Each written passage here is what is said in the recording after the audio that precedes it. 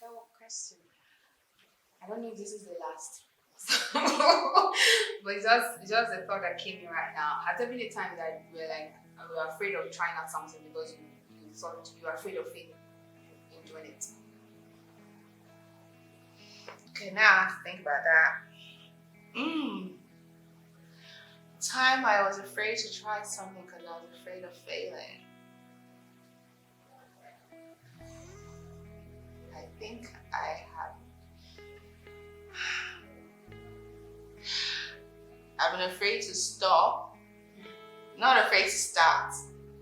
I think I've been, when it comes to starting,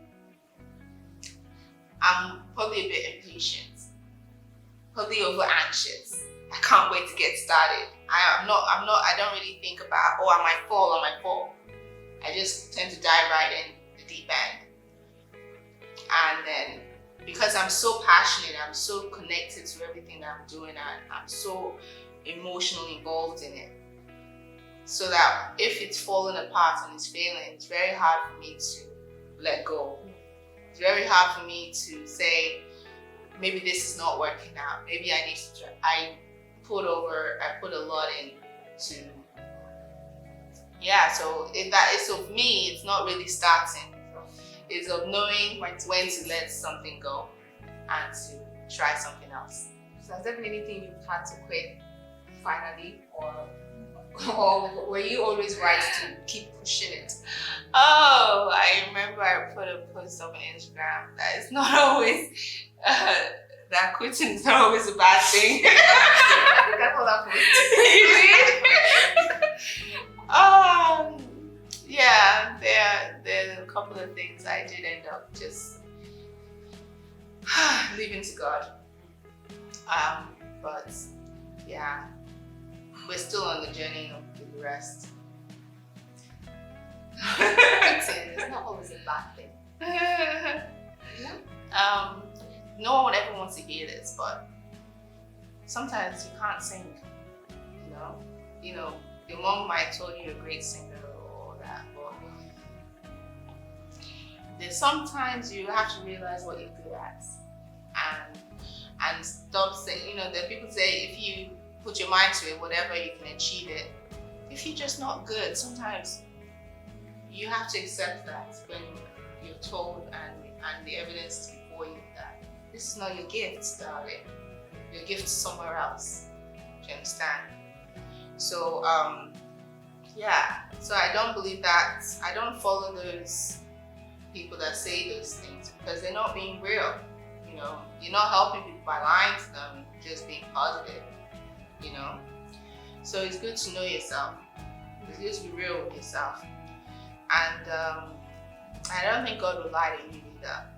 If you really talk to God, He'll tell you where you are gifted and where He wants you to be, so that you're not wasting your time somewhere else. That's true. That's a deep one, and I think some people. So that's actually very hard thing for someone to like. It's a hard pill to take most times when especially when a particular gift, skill, calling has been so much hyped and promoted, and everybody craves to be in it. So when you're telling someone leave it, or when the Holy Spirit is actually telling you to let go of it and focus on this, and you're like, no, I must do this. I can do all things. So you gotta know the part where the Holy Spirit is leading you, and then another thing is that I feel also that sometimes we have to really get into it to know what we want. So if we don't start, that's also where starting is necessary. If you don't start, you don't dive into it. You will not know. But when you dive into it, you begin to know, okay, this actually isn't something I wanted to do. I was just caught up with the frenzy. Now reality has gone on me. So there's a lot of self-evaluation you just have to keep doing. To make sure that you're going the right course. And you're becoming a better person. That's great. That's an amazing tip for someone out there who's wondering, why is this thing so hard? Why am I getting? It's not that every time it's hard, you need to let go, but just do a self-evaluation and find out if this is actually something you're supposed to be doing, if this is your calling, if this is your place. If it is, then you have to keep pushing. But if you're truthful to yourself and you find out that maybe you are just following the trend, then it's not, how to put it, quitting is not a bad idea. Yeah, it might be time to try something else and then get your energy into it. Yeah, so Mrs. Ufuomaee, I know there are many young people out there who want to connect with you, not just people who write, but they just want to connect with you based on who you are, your person, what you do. Tell us platforms or places or areas where people, or how someone, are we going to fill a form? Is there a test to write? Is there an interview to do? You know, how someone can connect with you and, you know, get to know what you do in your works and everything. All right, so if you're looking to connect, I'm on Instagram at Ufuomaee. That's Ufuomaee. So that's my primary platform. I'm also on Facebook, Ufuomaee.com. So it's at Ufuomaee, DOTCOM.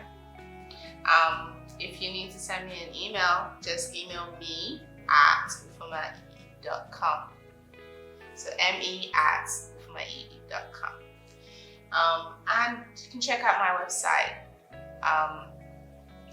I blog at ufuomaee.blog, and my main website is .org.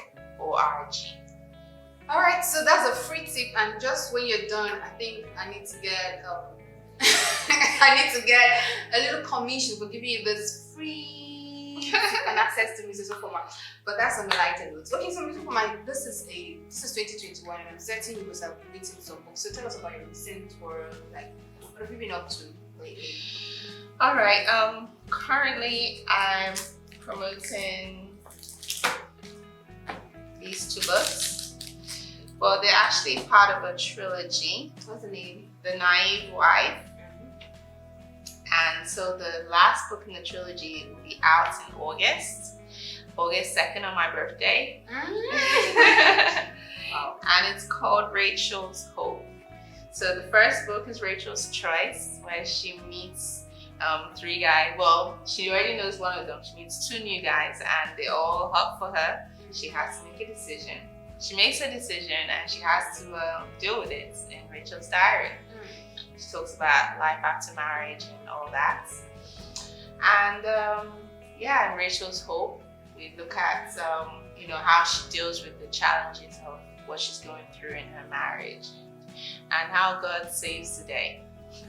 That's an interesting book. The name? Why the name? Why the name wife? Why the name? I actually had when I originally had the idea for the story, if I talk now, I'll spoil the story for you. Don't give us all the gist. Okay, the naive wife is because she made her decision naively to marry. Even though she was supposedly an expert, because she trained to be a marriage counselor. She was counseling other people through her radio show. So she should have known all the things, but she kind of just stumbled when it came to making her own decision to enter into her marriage. And so she now has to deal with it. So who would you recommend it to? Everyone, but singles especially, and those who everyone. But singles need to read it so they can get wisdom before they marry, And those who are married, whatever their condition is, they can get something from this, because all marriages are different. You might actually have a really good marriage, and be going through a particular struggle, and if you read this book and you're not going, and your husband isn't anything like the main character's husband, and you might not get so much because you cannot really relate to experience, or it might actually make you think, is that what my husband is doing? Jejely. But for the singles, so many people get the idea, that married, they're so eager to enter into marriage that they make shortcuts in their decision-making process. And this is just telling you should never make shortcuts. Take your time to make your decision because you've made it, you're going to live with it. Nobody else is going to be in that marriage with you. You're going to live with it. So don't even rush, because I read this article. Would you rather be miserably lonely in marriage? Because many people, they're so tired of being single. They just want to get married. Darling, please slow down. Now we're getting into a relationship. Darling, please slow down. It's not a marriage is not do or die. Do you understand? Even Christ said, that I'm Paul, sorry, it's better not to marry. I know a lot of people don't want to hear that these days, and we're not preaching that in church, and that they should be. But in church, it's like a matchmaking field. Everybody's got to get married to be, to be If you're fulfilled. not married, it seems like you're not blessed. Yes, to be fulfilled. And there's so few people who are actually talking about the choice to remain single. Do you understand that it's actually a very valid option? I know nobody wants to be the one that makes that sacrifice, but sometimes people are making the sacrifice in marriage. So wisdom is the most important thing, So I hope that at the end of the day, when you read this, you will get a whole lot of wisdom. I'm certain. Even this session is a whole lot of wisdom that can be converted into a book. But that's fine, that's alright. So try and get The Naive Wife and other books by Ufuomaee. It's available online with the handles that she has already shared with you. And then get back to us. We'd like you to thank us later. Thank us later for bringing it to you. If that's for people who have not known Mrs. Ufuomaee so before now, but if you've known her before now, then you can check up on her recent works. And if you don't know her before, then you have a lot of digging to do. So you go dig her out and get to know more about her and then get back to us. But in the meantime, we'd also like to get your comments on some of the things we said about your skills, about the calling, about the faith. She's talking about marriage. Like, still you're married? And why wouldn't you want to?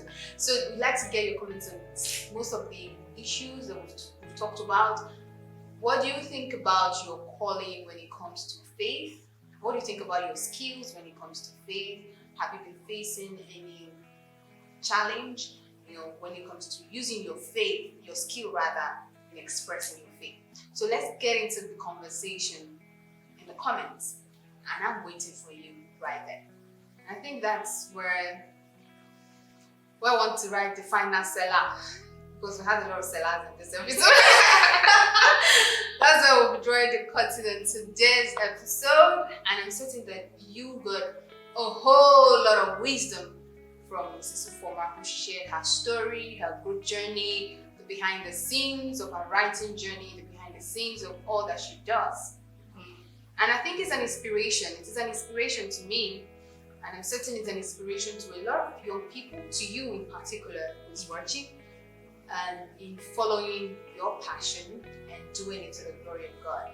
As a believer, your skills, your passion should always have a way of sharing the message of the gospel of Christ to people. So it's not necessarily that you have to be on the pulpit, So wherever you find yourself, in the marketplace, in the workplace, on the streets, just ensure that you're sharing the gospel. And when you come back home, you know that the Holy Spirit is leading you to do all you have to do. So thank you so much for being part of today's episode. It's a special series, like I told you, and there are a lot of specialties sprinkled around it.